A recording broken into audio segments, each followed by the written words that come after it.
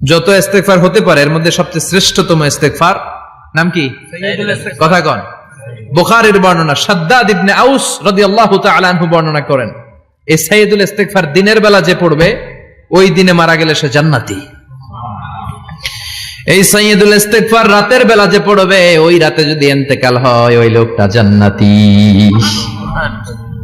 আল্লাহুম্মা আনতা রাব্বি লা ইলাহা ইল্লা আনতা খালাকতানি ওয়া আনা আবদুক ওয়া আনা আলা আহদিকা ওয়া ওয়া'দিকা মাসতাতা'তু আউযু বিকা মিন শাররি মা সানা'তু আবু'ু লাকা বিনি'মাতিকা আলাইয়া ওয়া আবু'ু লাকা বিযামবি ফাগফিরলি ফাইন্নাহু লা ইয়াগফিরুয যুনুবা ইল্লা আনতা।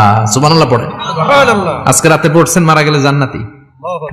চিল্লায় পড়েন না আল্লাহু আকবার। আল্লাহু আকবার। এজন্য বিশ্বনবী বলেন, আমার আগের গুনাহ মাফ, পরের গুনাহ মাফ, তারপরেও প্রতিদিন আমি 70 বার তওবা ইস্তেগফার পড়ি। আজকে থেকে